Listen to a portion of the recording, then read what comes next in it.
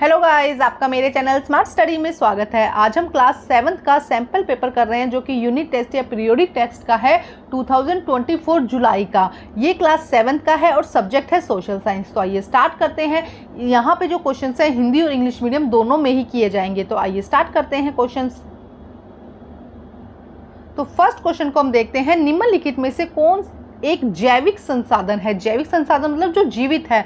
स्थल, सड़कें, रेल, ये सब क्या है? देखो अगर आप देखेंगे तो निर्जीव है। पादप, बी आंसर यहाँ पे सही हो जाएगा। जैविक मतलब कि जीवित चीजों से बात की गई है। कौन सा यहाँ पे जीवित संसाधन है?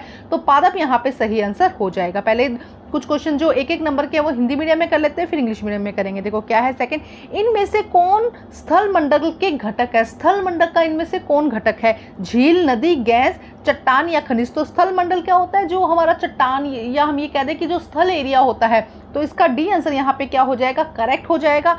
नेक्स्ट क्वेश्चन देखते हैं, क्वेश्चन नंबर 3, इनमें से किस दिन प्रति वर्ष पर्यावरण दिवस मनाया जाता है? इनमें से किस दिन प्रति वर्ष पर्यावरण दिवस मनाया जाता है? तो 5 जून को पर्यावरण दिवस मनाया जाता है। उसके बाद देखो क्या है, निम्नलिखित में से कौन पर्यावरण का एक नया मानव निर्मित घटक है? तो पर्यावरण का मानव, ऐसा पर्यावरण जो मानव ने बनाया है। तो देखो वन, इमारत, महासागर और पर्वत, ये सब चीजें तो ईश्वर ने बनाई है, लेकिन इमारत ये किसने बनाया है? भगवान, ये मानव ने बनाया है। तो ये कैसा हो जाएगा? मानव निर्मित। मानव निर्मित पर्यावरण क्या है? जो मानव ने बनाया है। और जो मानव निर्मित नहीं होगा, जो ईश्वर ने बनाया है। ठीक है, प्राकृतिक जिसे कहेंगे। इनमें से कौन सा प्राकृतिक परितंत्र नहीं है? प्राकृतिक मतलब कि जो ईश्वर ने बनाया है, ऐसा कौन सा परितंत्र नहीं है? मरुस्थल और वन, ये दोनों क्या है? प्राकृतिक है। लेकिन तालाब, तालाब क्या है? बनाया जाता है ना। तालाब, पानी को इकट्ठा करके एक गड्ढा खोद के उसमें पानी डाला जाता है तो वो तालाब बनता है। तो बी आंसर यहाँ पे हो जाएगा। ये एक प्राकृतिक पारितंत्र नहीं है। अब इंग्लिश मीडियम में देख लेते हैं क्वेश्चन। क्वेश्चन नंबर 1 देखते हैं, which of the following is a biological resources. तो बी प्लांट यहाँ पे क्या हो जाएगा? करेक्ट आंसर हो जाएगा। नेक्स्ट देखते हैं, which of the following are not which of the following are the component of the lithosphere. Lithosphere का कंपोनेंट कौन है? Rocks and minerals. बाकी सब क्या है? देखो आप ये देखेंगे कि ये रिवर के हैं और ये पानी से रिलेट कर रहा है, ये गैस से रिलेट कर रहा है ना। तो क्वेश्चन नंबर 3 देखते हैं, on which of the following days in the world environment day celebrate every year 5 June.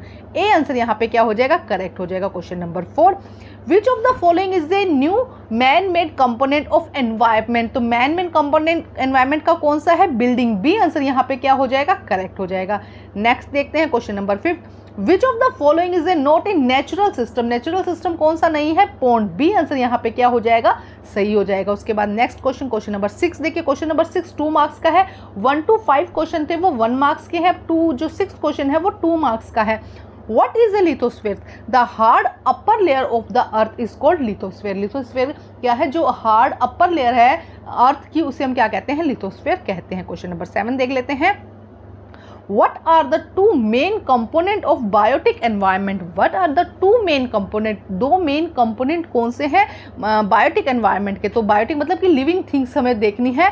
Fanaa and flora मतलब कि जो जीव जंतु है यहाँ पर वो, और जो पेड़ पौधे हैं वो सब क्या हो जाएंगे? और the two main component of the biotic environment. आप यहाँ पे एनिमल एंड प्लांट्स भी लिख सकते हैं, चाहे तो आप इस तरह से एनिमल एंड प्लांट्स भी इसके अंदर लिख सकते हैं इजी वे में। फना एंड फ्लोरा इसको मतलब बड़ों की लैंग्वेज में बोल देते हैं। तो आप animal and plant are the two main component of the biotic environment. 2 marks के क्वेश्चन हैं ये। क्वेश्चन नंबर 6 देखिए क्या है, स्थल मंडल क्या है? पृथ्वी की कठोर ऊपरी परत को हम स्थल मंडल कहते हैं। जीवीय पर्यावरण के 2 प्रमुख घटक क्या है? जीव जंतु और पादप जीवीय पर्यावरण के 2 प्रमुख घटक हैं। उसके बाद देखते हैं 8वां क्वेश्चन। 8 और 9वां जो क्वेश्चन है वो 3 मार्क्स का है। पारितंत्र क्या है?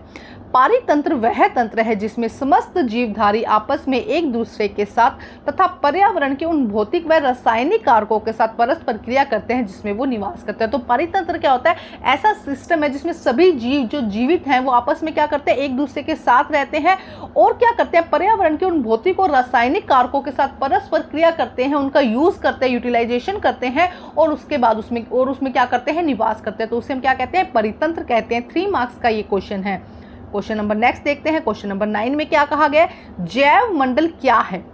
जैव मंडल पृथ्वी का वह क्षेत्र है जहां स्थल, जल, वायु मिलकर जीवन को संभव बनाते हैं। तो जैव मंडल क्या है? पृथ्वी का वह क्षेत्र है जहां पर स्थल, जल और वायु मिलकर जीवन को संभव बनाते हैं। Question number 8. What is ecosystem? Ecosystem, a system in which all living beings interact with each other and with the physical and chemical factor of the environment in which they live. सब क्या करते हैं, interact करते हैं, एक दूसरे का utilisation करते हैं physically and chemically and the environment, और जिस एनवायरमेंट में वो रहते हैं। क्वेश्चन नंबर 9 देखते हैं हम क्या, व्हाट इज बायोस्फीयर्स?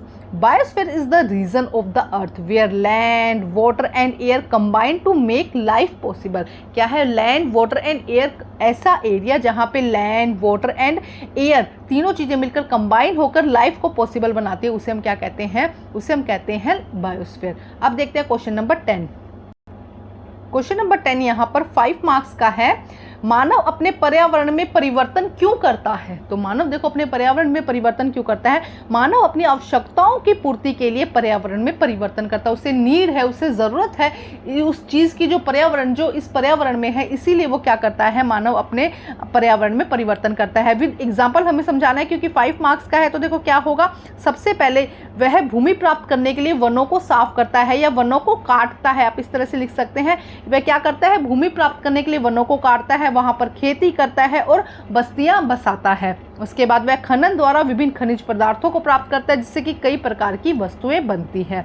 वह बिजली उत्पादन के लिए बांध बनाता है। तो इस तरह से आप लिख सकते हैं कि मानव पर्यावरण के साथ छेड़छाड़ क्यों कर रहा है, क्योंकि उसे ज़रूरत है, वो उसका यूज़ करना चाहता है, इसीलिए वो क्या करता है, उसको यूज़ करता है। तो 5 मार्क्स का क्वेश्चन आपको अच्छे से एक्सप्लेन करके इसको लिखना है। अब यहाँ पर देखते हैं, why do human change their environment? Environment को चेंज क्यों करता है? Human change the environment to fulfil their need. अपनी नीड को पूरा करने के लिए क्या करता है, फुलफिल करता है। विद एग्जाम्पल हमको समझाना होगा इसको। 5 मार्क्स का क्वेश्चन है, he cut forest to get land and cultivate there and build settlement. Second क्या है, he obtain various mineral from the mining from which many type of things are made. Third point क्या हो जाएगा, he build dam to produce electricity. Electricity बनाने के लिए क्या करता है, डैम बनाता है, माइनिंग करता है, फॉरेस्ट को कट करता है क्योंकि उसको नीड है। मेरे चैनल पर आपको सभी सब्जेक्ट के सैंपल पेपर मिल जाएंगे, आप वहां से अच्छी से तैयारी करके अपने अच्छे मार्क्स ला सकते हैं। Thank you guys.